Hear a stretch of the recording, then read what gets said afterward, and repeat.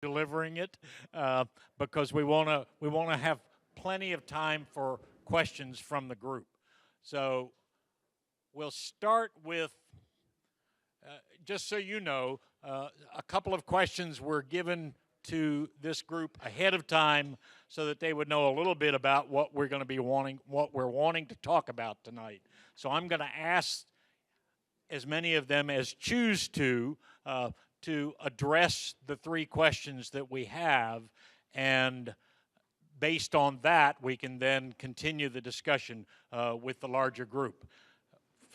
The first time each of you speaks, introduce yourself and say what it is that you do in your department, and so everybody knows who's presenting to them. I think you can read the questions. You know, what's the county's future growth? How's it going to impact your department? And how do you figure out how to determine future needs for your department? Greg, you're sitting on the end, and we'll start with you. Okay, great. Thanks, John. Again, I'm Greg Emanuel. I'm the Director of Environmental Services. I'll keep this pretty simple. I mean, the growth in demographics will continue to place more demands on our services. We do track them. We have metrics in many, many areas, and we measure these things. And in certain areas, which I'll get into, we're heading kind of down this bad path toward routine mission degradation, service degradation, disappointed customers, which if we continue on that path, goes to more frequent mission failure. You know, on the light industrial side of the equation of support for the county, nothing is really going to go away. You know, you're still going to want water, sewer, refuse, signals and sign, transit vehicles, storage and maintenance, stormwater. All these things are still going to need to happen for not just our department, but all the departments. And the expanding regulatory environment that we face also adds more burden and things that we need to do to be compliant. All those things are back of house. They bring additional tools, equipments, and programs. And we think that we've pretty much contracted out what we can, so we can't send it out to contractors. We need to do it on our facilities with our equipment. So we want to be able to provide those services cost effective over time. And the things that I do back of house are big, they make noise, and they're ugly. Okay? That's kind of the challenge. So I'm just going to reaffirm and use two of George's examples as examples from his presentation, both the transit and the snow removal. If you remember George's presentation, even without any growth, we are currently limited in our ability to provide core support services for transit. I think it was his slide 24 had 65 vehicles versus 46 spots. Okay, that's today or soon once we do the project. So I'm not good at public math, but that's 19 homeless buses. Okay. And that's just not a good, sustainable place for us to be in if we're a smart growth community that's really relying on transit. So that means we're assuming a lot of risk trying to park those buses outside of the county and bring them in. Bad weather, we can't make our schedule. Angry customers, dissatisfied, they don't want to use transit. The smart growth thing starts to fall apart. Let's talk about snow briefly. You know, a lot of the county and all those lane miles consists of a low volume street network in the residential neighborhoods. Many of you live out there. For that brief moment of time when there's a bad snowstorm, you want to stay at home. That's pretty brief for most people. They want to get back to work. They want to go back and live in the community, get to their activities, and do engage things. So our window of getting the streets going again is pretty brief, where people expect it to get going. And over time, a series of snows and storms, George mentioned in his briefing, we run out of salt. The last 2 years with the weather patterns we faced, we ran out of salt both years. In the last ice storm in March, we were rationing salt and using sand. which is not a good thing for Ches Bay and other goals we're trying to do in a sustainable community. So all those things kind of interact. There's a couple examples. We're not going in a good direction on core support services right now, and we are watching it. You had some of this in your opening comments, but you may want to pick up on it. Yeah, I'll just touch on it quickly. So I think you all recognize, like, the same people that Greg's serving and that John's serving and that Chief Schwartz is serving, we're also serving. And so as this population grows, just where are they going to be? And so we've got more kids. We also have more seniors who are aging in place or often moving to the corridors. And there's this large population of people in the corridors, and what do they want to do? We use metrics like, which Lisa touched on, our wait lists. That's how we sort of know where the needs are. But we also do other types of just usage in the hours that our fields are being used. It is true, it's really hard for us to measure people just going out into our parks. So there's also a huge volume of usage of our facilities that we don't measure, but that doesn't mean they're not heavily used, because we see it in the deterioration of our facilities. But what we really are seeing, that trend, is that's the whole part of the PSNP update, is what do people want? What are they looking to do? And as I think particularly a really important part is, as people are aging in place in our community, what services do they need? How are they going to recreate? And how are we going to provide that for them will be very important to consider. Chief? Good evening. I'm Jim Schwartz with the fire department. You know, for our business, it's very simple. It's all about people. It is all about the number of people. When you look at what drives our business, it is population as the biggest determinant. Where those people are located actually then drives where we want to put our facilities, because where there are greater concentrations of people, there is greater demand. We try to balance that with both national and local standards around response time, because while people drive our demand, our success rate is all driven by how fast we can get to you. So our exact locations are very important for us to meet our response time goals of 4 minutes. In terms of looking out in the future, there's a couple of things I think that are important to capture here. You heard George's presentation, in which he acknowledged that a little north of 60% of our demand right now is in emergency medical services. So out of those 27,000 calls, about 15,000, a little north of 15,000, are for emergency medical service calls. That seems like a lot, but that's actually what most communities are doing today. And we actually have a pretty good situation here in Arlington, because we have a fairly healthy community. We certainly have people that suffer a lot of illnesses, but we don't have the kind of public health problems that many other communities suffer from, that drive higher demand in EMS, where you'll see, you know, as much as 80 or 85% of the fire and EMS department being driven towards EMS. I think the second thing that affects us looking out is, as we've seen over the last couple of decades, really declines in the amount of fire activity that we have, a lot of that coming from better public education, better understanding about how to remain fire safe in our homes and businesses. We're also seeing great improvements in technologies that help us to reduce the numbers of fires. So we keep a good eye on what technology is doing and how that affects the built environment, which again affects how much business we do. I would say that in the same way that Greg has described and George described, you know, a lot of that behind the scenes work, we're in a similar kind of situation from the standpoint of both our training, you know, our needs for training space, because we need big spaces to be able to do that, to park heavy apparatus for our training. And I would say that our logistical needs have gone up exponentially in a post 9/11 world. We have a lot more specialty apparatus, a lot more tools and implements that we did not have 15 years ago, that really go to recognizing, you know, urban risk, you know, and our location here as part of the National Capital Region. Ms. Skelton, you want to introduce yourself first before you and John may want to respond to this? Hi, I'm Connie Skelton. I'm the Assistant Superintendent for Instruction, and you already know John Chadwick, my buddy over here. I just go to meetings. Yes, yes. So it's interesting for me. This is my first opportunity to hear some of these things and to listen to the others. So we obviously are all sharing the same problem, and that is that we have more of everything, particularly in the human form, than we are able to manage very easily at the moment. For me, in instruction, the principal thing is we educate every child who comes to our door, and we want to do our very best for every single individual child.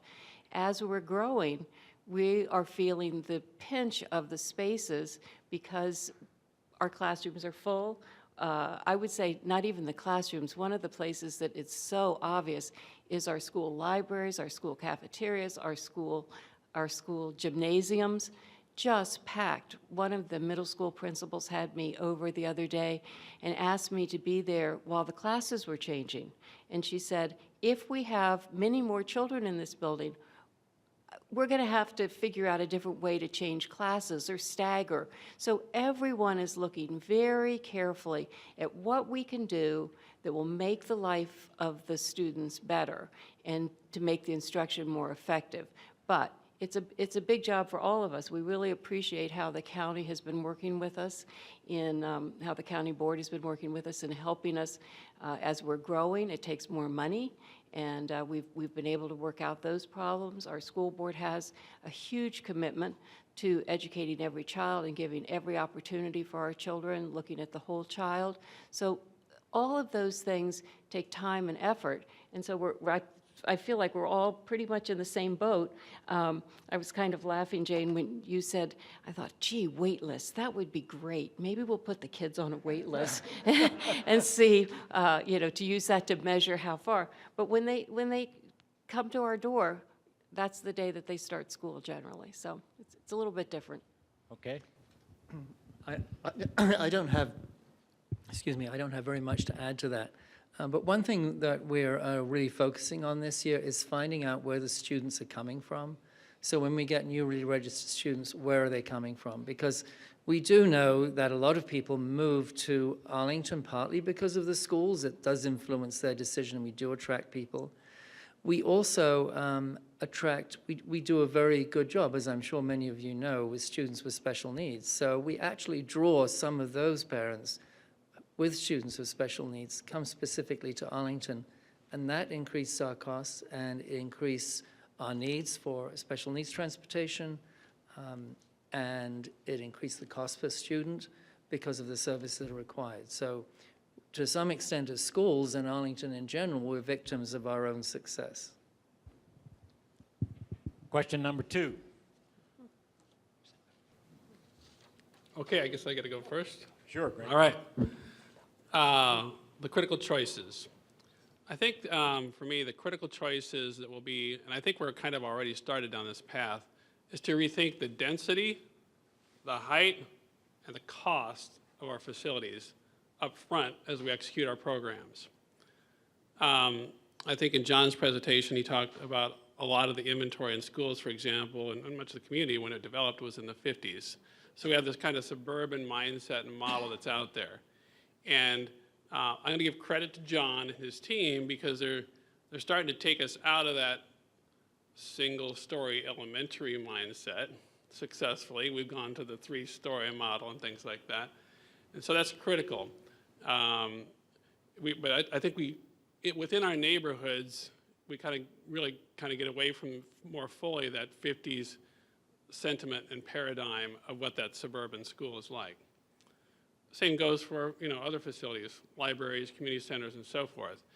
I think at Arlington Mill, we successfully crossed that border, and it's a challenge for Jane and her team, and Laura Lazar over there.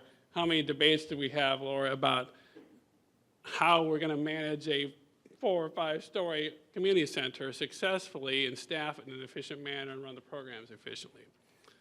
It was the first one with underground parking. So all those things, it works well. With great staff and a lot of planning, not just with the county staff, but with the community as well. So I think we need to continue, when we approach a facility redevelopment siting, we kind of got to use Arlington Mill as a good reference point to say up front, do we want to put in more per square foot to make it happen that way, to use the land more? And I'm going to look at Mark, and then Senator Favola was on the board also. At the time that we first put the marker on the bond, I think it was I just started working here in 2006.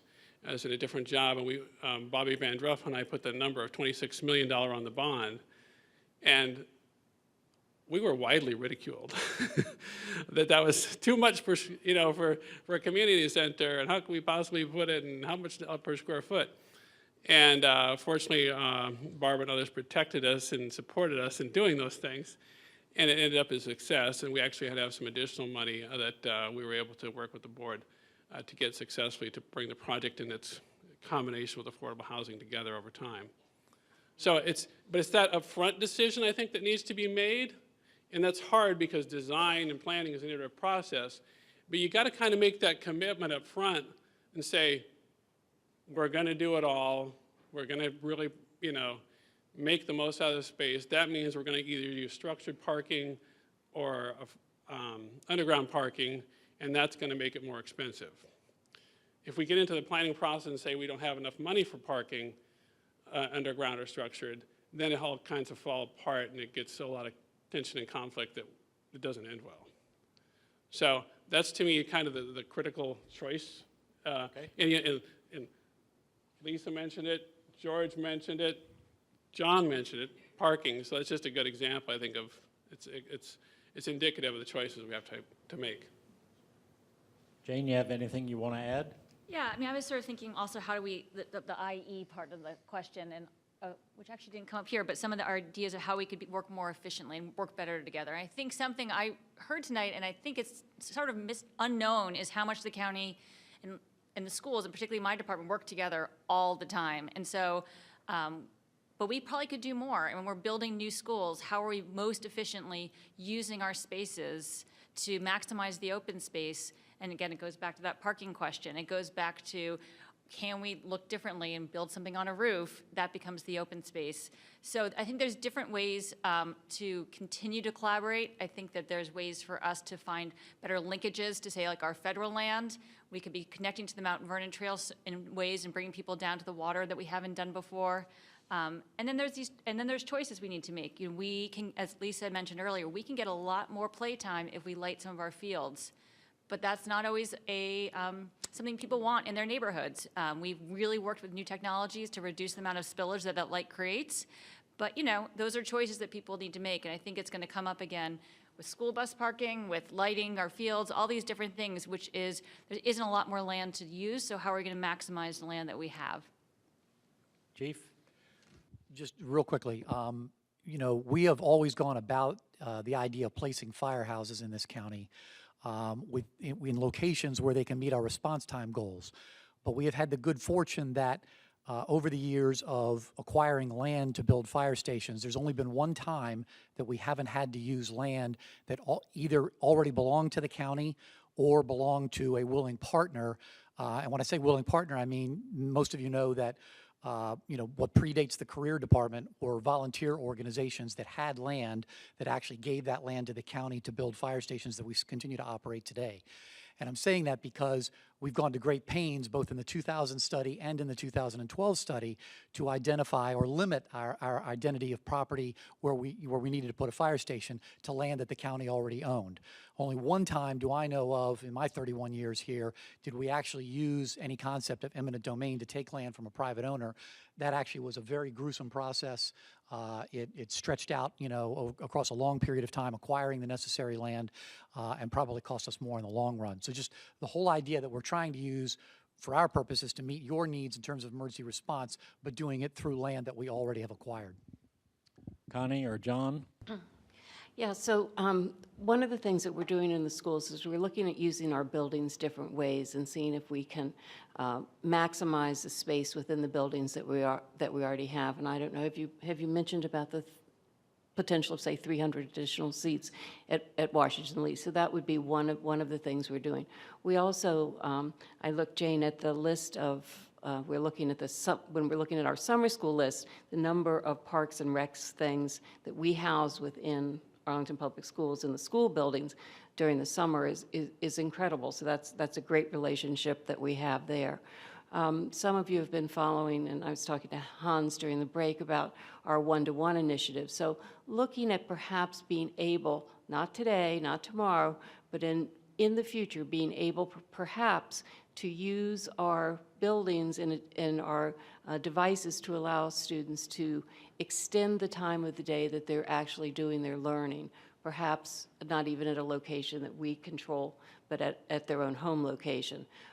Washington Lee is coming out with a pilot project for next year where they're offering seniors who, they have approximately 400 seniors, and they believe that approximately 100 of them are going to avail themselves of a waiver to have a shortened school day so that they can do something else if they're on track to graduate, have all their courses under control, and parental permission and some other little checkpoints that we have for them to be sure we're in the right place for them. But allowing children, students, some choice in what they're doing with their time so that they're not having to be necessarily in the school building the whole 7.5-hour day. Thank you, Connie. I think I would like to say that for schools, we really feel that force of the students coming every year and more of them. We have to accommodate them. We can't turn them away. We can't put them on a wait list. So where maybe we would like to replace single-story schools with three-story schools, we can't do that at the moment because then we're losing seats to create seats. We would love to, I personally am very interested in schools as part of other developments and mixed use with maybe affordable housing above them, retail, who knows? It's done in other cities. But the fear and the problem I have is that to do that is much more complicated. The financing is more complicated. The planning process is more complicated.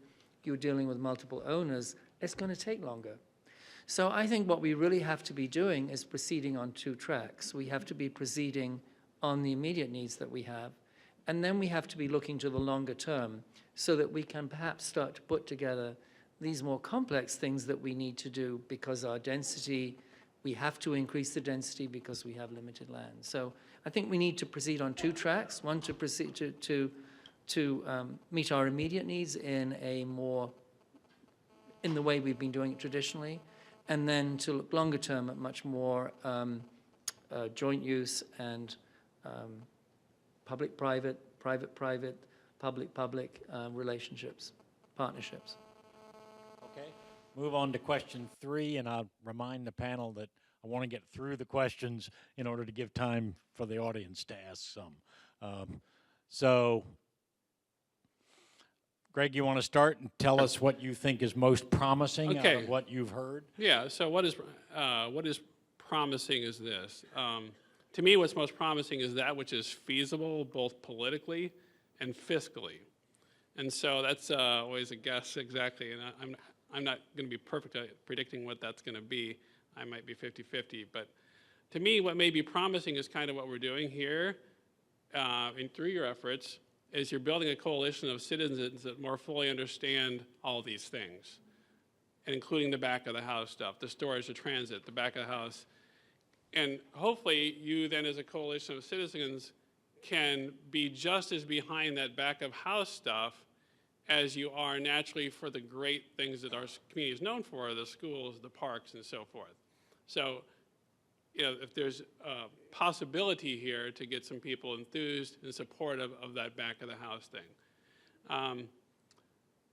Because if you are, then there's a group of people then that the board has to listen to when they're making those difficult trade-off and decisions, and there's someone that can represent that in a balanced way. Schools? I think, I'll be quick, I think I'm very encouraged because I am hearing the start of really creative solutions. I think in the 1970s and 60s, Arlington made some really, really advanced planning decisions, the metro and the urban corridors. And they have created a division between the more dense parts of the county and the less dense parts of the county that is much more immediate, I think, than in most communities. And I think we're actually looking for some big ideas now for how can we grow within the confines that we have. George May mentioned the buildings that were built over the freeways. I think that's one of the things that we need to look at. And I think we may need to look at density in other parts of the county than we're seeing it now. Chief? I'll pass, John. We'll get to the questions. Jane? I can pass. Okay. Strategic ideas. Ways to engage the community, build awareness about what your department's needs are. So I'll start with schools. Well, we have this year a new family and community engagement policy, which our school board put into place this fall, and we're working very hard at the moment on the PIP, the policy implementation of that. So we really are in the business of listening, we think, to our customers and our clients, and we try very hard, sometimes on a daily basis. I mean, we obviously see the children every day, but a lot of times we see the parents every day too. So working collaboratively with our community, with our customers, who are the parents and their children, is very important to us. So we want to take the time to be sure that we get that piece right. I know that some of you, as I'm an Arlington citizen now with no children in the school, although they did that. I know it's difficult because we're so focused on what is happening with the children, and I know that a number of you here today either have your children are grown or that's or you don't have children in the schools. But we have a lot of economic importance in our schools in doing a good job with our school system, and up until now, we've done a good job, and we've been progressive, and we're well recognized as a school system. So we need to continue that thinking, that forward thinking, that outside of the box kind of thinking, the looking at different ways to offer instruction. And I think we have a lot of opportunities here to work with the community, work with the county board, and to move this forward. Jane? I was sort of thinking more about how do we really reach out to people, and one of the things that I don't actually have a solution for, and I think it's something we all struggle with, maybe not you guys so much, which is how do you engage with those people living in the corridors, the millennials? There might not be that many sitting in this room tonight. How do we engage with them? How do we connect with them? How do we connect with people where English isn't their first language? Our department is trying to get out there more. We're trying to be literally out, not just using the traditional methods of communication. We're trying to use better technology. We're trying to use social media, but I think we can do a lot more, and I definitely don't think we've cracked that nut. And I think that there are opportunities, because this kind of work that you're all doing is amazing, and how are we bringing that out around the county to different populations who may not be able to come to a night meeting, may not even be able to or know how to take a survey. So I actually don't totally have a solution, but I see it as something that we need to really think about how we're reaching all members of the community. Chief? So because of the way that we operate, I'm going to beat the regional drum. I think most of you all know that the fire and EMS services in Northern Virginia are totally integrated. We operate separate departments, but we respond based on proximity to the emergency, not the jurisdiction that the incident is in. That actually is a model of response capabilities. Virtually nobody else in the nation does it like we do here. In December of this year, we will celebrate 40 years of doing it that way in Northern Virginia. It seems to me there is no reason that we can't look at partnerships with, especially Alexandria, which is a very light community and struggling with some of these exact same issues, at least in terms of public safety. Training facilities, logistics facilities, perhaps even apparatus repair facilities. Those sorts of things, I think, are opportunities to be explored. We shouldn't confine ourselves just to the jurisdictional boundaries of Arlington. Good, thank you. Study group, questions of the either individual members of the panel or the panel in general. Hans, you want to start? Sorry to go first again. Yeah, Hans Baumann. I think a question for Greg, probably. The industrial wasteland off Arlington Mill down there, it's a trade center. You call it the ugly, whatever, the unmentionables. I guess my question is, we need, though, I hear from across the board, it would be great if we had those services further north, and I'm thinking if we can't do structured parking over structured decks over 66, maybe some sort of partnership on the highway. Could we buy the golf course up by Marymount? Probably not. Talk to Barbara. But, or the mulch pile area is probably not big enough to do something, but again, it creates issues being in the neighborhood. I guess my question to you was, is it possible can you conceive that we would have a structured, some sort of structure that would enclose sand, repair, gas station for major vehicles in a way that neighborhoods would be comfortable having it, or do we kind of need an industrial wasteland, or can we somehow integrate that into a corridor or into a neighborhood in an effective way? Do you think that's possible? That's an excellent question, and I should correct the record. First of all, I did say they were ugly, and I should correct that. To me, that is a thing of beauty. All right? But I don't think I used the term wasteland. So, it's interesting you asked this because George and I have been bouncing out ideas, and we're preparing to engage the community at the mulch pile site, as many know it, at 26 and Old Dominion. And to respect the neighborhood, to respect the university, it becomes a question of size and type of facility that you can have to do the function. And one of the things that I've been thinking about is like, okay, so can I build a structure that's big enough to house the salt I need, yet not so big that it's not going to fit, to where I can actually load the vehicles inside the structure and cut down on the noise and do that successfully and within the money that I've laid out. So it's those types of, I'm looking about how I change my operations and do these facilities. When we do a heavy maintenance bus facility, rather than have the typical facility with a bunch of bays, have a better design where it's just one in and one out, and then it's herringbone in and back up, and so it's quieter. And then it's all then it's just a matter of design of how you screen it, site it, work with the roof lines, all those things on a site, and what elevation you put it at, and you recess it a little bit so your elevation is not so much a problem. So to me, these are all design things, but they do require certain paradigm shifts from what our existing facilities are or how we operate our existing facilities. So, but to get there, you may have to go bigger to get quiet. And I think that will be somewhat of a balance that we do in the design process. Can I add to that? There's models around the country where things like, in New York City, per se, there's a wastewater treatment plant that has a park on top of it. Somebody showed me today some neat, cool thing that's going to happen in Copenhagen where it's some kind of storage facility, and they did it on a ramp, and it's going to become a ski slope. So there are interesting design. There are choices. What? That's an architect that we've. Oh, yeah, that is. Well, that's It's actually waste to energy plant with a ski slope on top and the biggest climbing wall in Europe. So we could have that here. So we just need a lot of snow, Greg.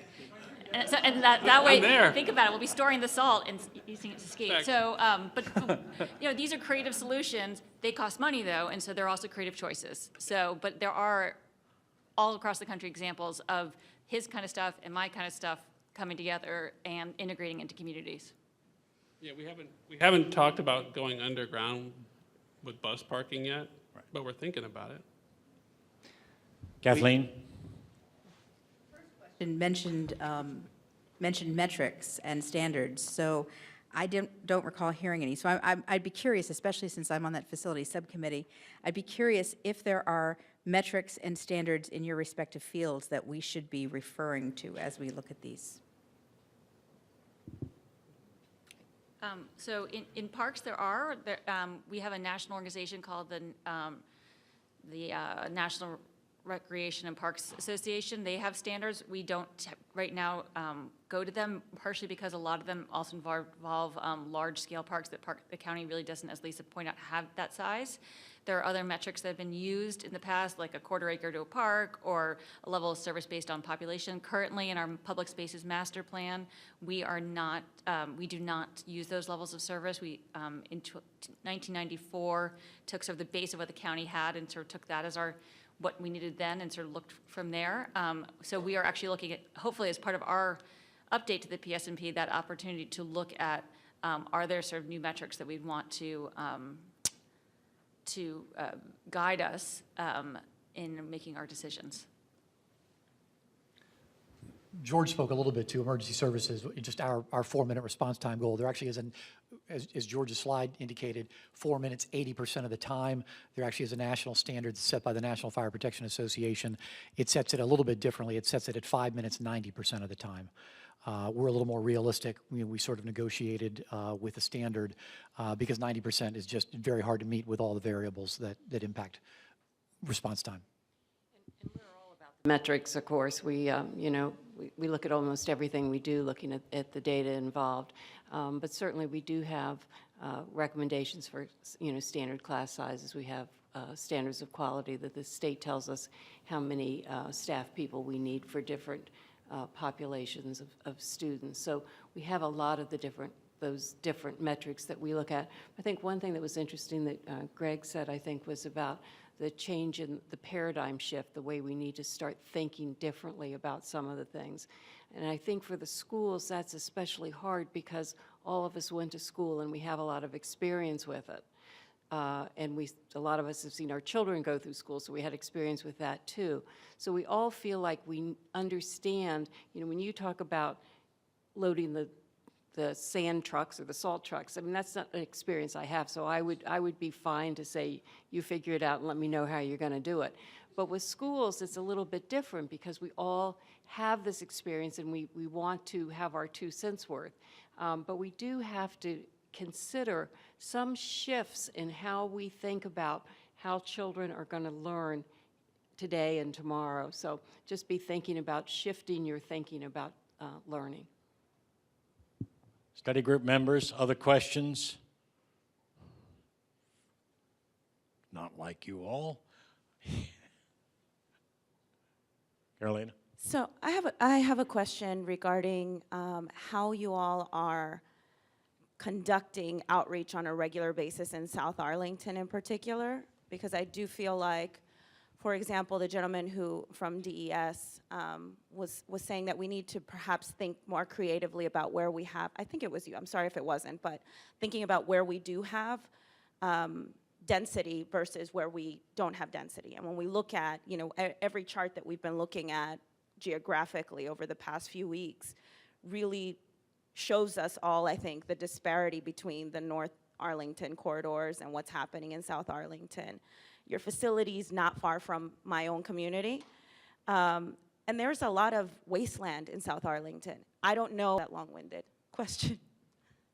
Well, I think we are engaging the community on the Pike in particular. And Chairman Hines, I think, in her report yesterday, talked about some of the things we're doing on the transit side, how we're getting out to the people on the Pike and talking about where we're at with the transit stations, with an update. I can't remember the date of that's coming up. You can find it on our website. Because transit is a big deal in South Arlington. It's where the majority of users are.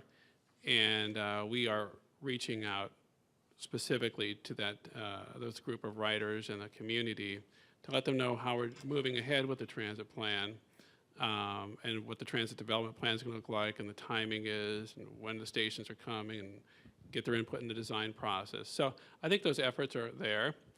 For the core services, though, that I was kind of, been kind of singularly focused on tonight, there hasn't been as much outreach. This is kind of a new thing. So you're kind of the first group. And, I need your thoughts as well on how we can be effective on that because it doesn't pique people's interest as much naturally. We're human. It's in the DNA. We love the parks that Jane provides, When my wife and I bought our 2 different houses in Arlington, we specifically said, let's look at this house. It's close to a park. We can walk right over the park with our kids. You don't tell your spouse or significant other, let's buy that house by the bus parking. You just don't do that naturally. So the criteria that you guys are going to come up with, hopefully, for helping us site facilities has to kind of fight against DNA of who we are as humans, and yet still enable us to make those decisions that enable us to have this great community that is grounded in all this support. I would just say I think your question's spot on. with regard to our services, we have strived for a long time to provide the same coverage everywhere, throughout the county. And as George's maps indicate, we have great coverage in the south side. It's actually the far north where we have a gap that we've known has existed for many, many years. And that for us right now, in order to get us the same coverage there as we have in your neighborhood, we need to shift a little bit of our services in that direction. Our park. Go ahead, Jane. Our interestingly, a lot of our parkland complexes are actually in South Arlington. We have recreation centers down there. We have the Barcroft Center. We've got Virginia Highlands. We've got Longbridge. So it's kind of an interesting, and there's actually not the same kind of complex of fields in North Arlington. So just sort of an interesting look. But as I said before, I think outreach is a really important thing, and we're looking to try to do different ways. This year, for our budget update, we emailed it out to over 21,000 people who take our classes or in our system, and then another 13,000, there might be some overlap, who also have kids or participate in our sport leagues. So we're reaching out more in ways that we haven't before. I think that there's more we can do. I think we also need to come out into communities in meetings like this and also share the information. I was actually at the Knox Civic Association last month, and it was really great to be able to talk to a large group of people about the type of programs we're doing. So I think it's a combination of technology and also just getting out more. Okay. Jason, you had a question? Back to the third question about the most promising ideas. Setting aside for a minute what is politically and financially feasible, I'm curious, what would you do if you could do whatever you wanted to do? I mean, what if money were not an object, how would you address some of these issues? Well, money's always an object. So that's kind of hard for me to get my head around entirely. But I think there are a few things that we never really got to a deep discussion on barriers because we wanted to get this interaction going. I think one of the barriers that we have is just the reality that what George tried to present and how much acreage is zoned a certain way versus what we need. And I think the rough numbers are we need about a fourth of it, of what's privately held right now to meet our needs, which is a big number. So, let me just give you an example. I'll try to be quick. The zoning that is on those parcels has limitations. So it's certain parking requirements, certain heights and densities, certain FAR or floor area ratio. I think you guys maybe had that in another briefing. So we recently had a potential deal going where we were going to get a space for bus parking. A guy was going to rebuild one of our warehouses to where we would still retain the ground level warehouse, and he was going to build self-storage above it.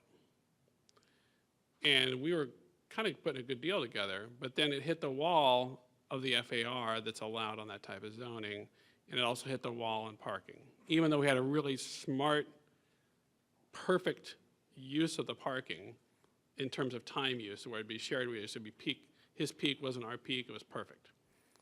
But we hit the wall in the zoning. And it's just the board and the community's effort and our own planning staff effort has not been on, let's relook at the zoning and planning for light industrial areas. It just hasn't been the focus of the community. So, and the board and our planning staff has many, many priorities already that they're already working on. So, I think part of the equation may be finding our way to address some of those zoning challenges and relook at how we want to use those types of parcels that are zoned that way. Look at the FAR, look at the parking, et cetera, et cetera, et cetera. That's a long and deliberative process, though, for good reason in this community. Quickly, if there were no barriers, I would buy up all the parcels available in the corridors and start building parks. Surprise, surprise. Study group questions before I open it up to the resident forum. Last one, Sal. Yeah, I just had, I guess in terms of the economic value, someone touched on this. When we win or lose, bring really big corporations to Arlington, do you see the pluses? Do you get feedback, hey, schools was a big decision for so-and-so to come here, or any deficits that we kind of get nicked on? Because economic value is really the key here, I think. We don't have good data on that, and we're trying to get it. So our student information system actually we're supposed to ask, and we're really going to enforce that so that we can really look and see where people come from. And we may be able to then go and search and get more data around that. Okay, I'm going to take 2 questions, but I know that our presenters will stick around for a few minutes and talk to anybody who would like to ask a question. I'll start with Bill.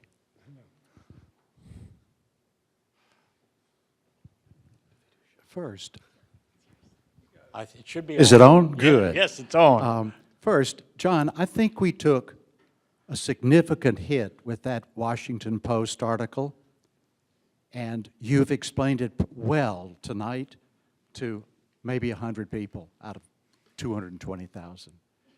Second, By the way, I would encourage any elected official, member of the county board who happens to be here tonight, that maybe a letter to the editor of the Post. I'd be happy to sign it, but it's better signed by a member of the county board. And second, we dropped a bomb on up in North Arlington on the fire station, improving the salt dome. How are we going to soften up the beach? How are we going to get the communication out without dropping these bombs on people? And third, how are we going to work together as a concerted team to, and I'm going to use some ridiculous examples, but it's up to y'all to come up with the good examples. Putting a park on top of the salt dome, or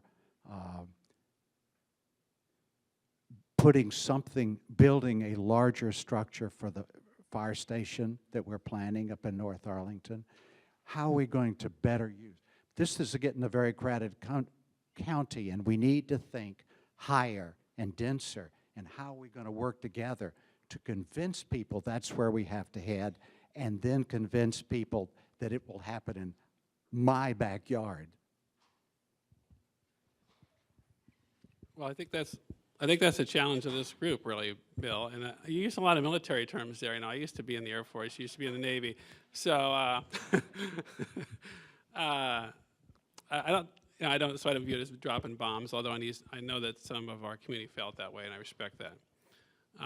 It's really a challenge for us as staff work with the community in some of these areas, because we do totally want to stay engaged with the community and have an open, honest, transparent discussion about these things when we do our CIP processes.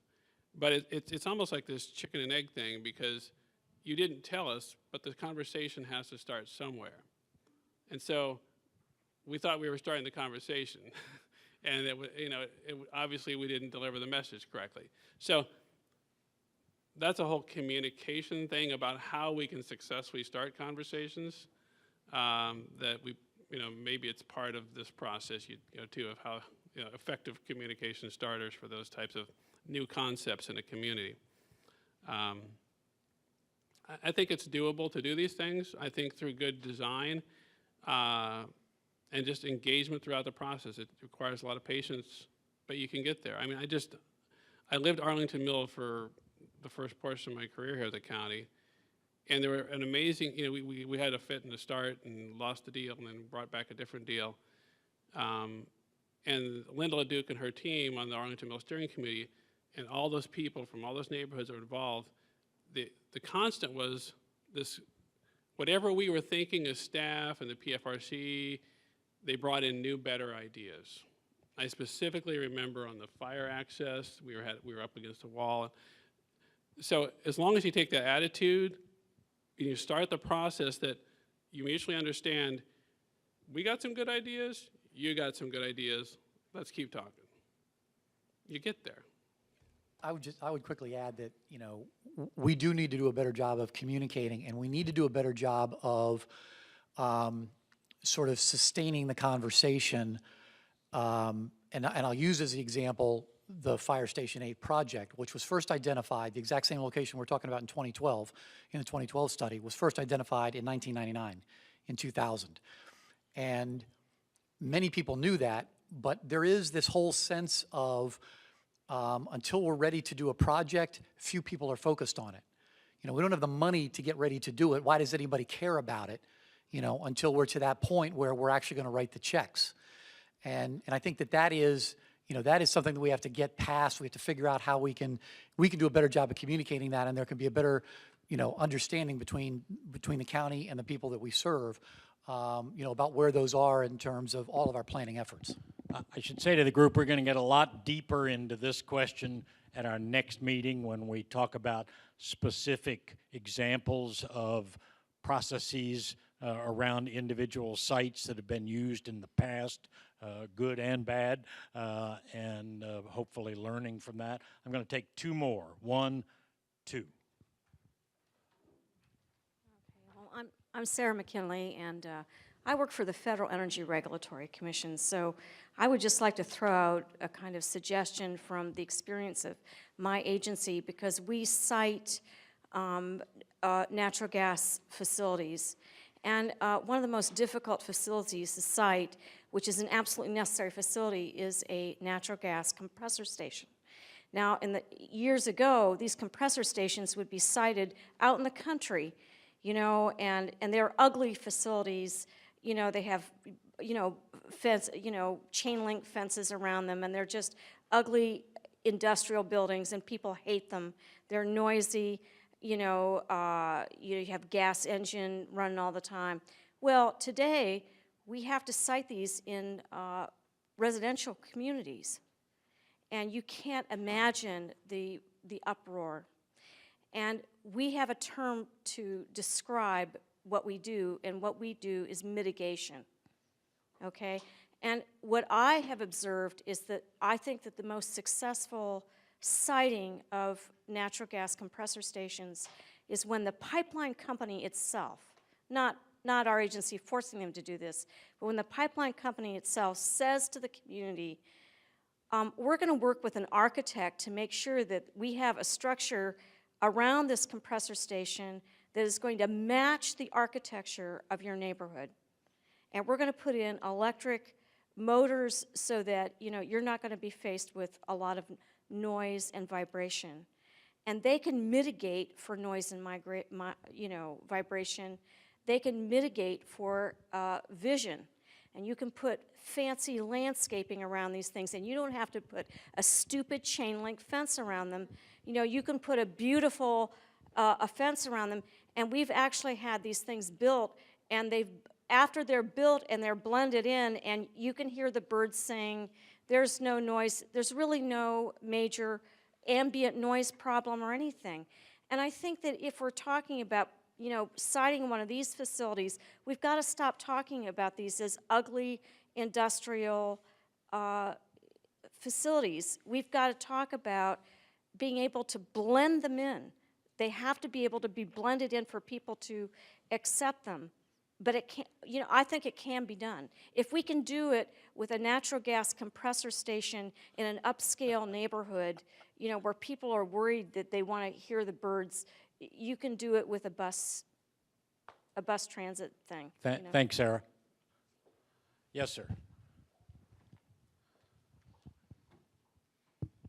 I'm David Mogg. I retired after 20 years teaching at Sidwell Friends School, where the Board of Trustees realized that the most valuable thing they had was open space.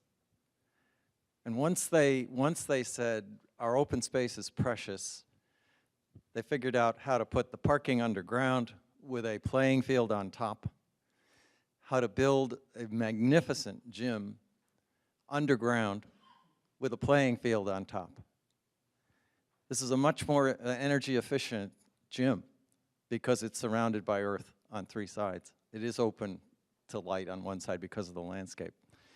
I give tours of that facility. I'd be delighted to do it if anyone wants to see it. And I mention this because I really think there's an opportunity to get the air rights to build over these highways, which are ugly slashes through a neighborhood. I love Gateway Park, but I was surprised to have it listed as non-county. Who owns it? VDOT owns it. So we have to get the air rights from the state. If we were to build tennis courts, for example, I mean, we're going to need more tennis courts, but we could replace some tennis courts and maybe repurpose them if we built tennis courts out over I-66 near the high school. Artificial playing turf out over I-66 near the high school. I don't think it's that expensive, frankly. I think it should be looked into. It's not going to be that load-bearing. It's not a parking garage. It's not a building that needs to have a lot of, it's just a surface to play on.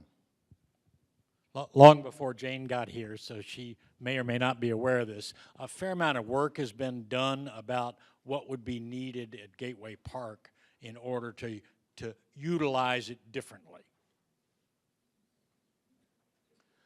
Thank you all. Thank you for your patience. We've run over a little bit tonight, but these are important information for us to get.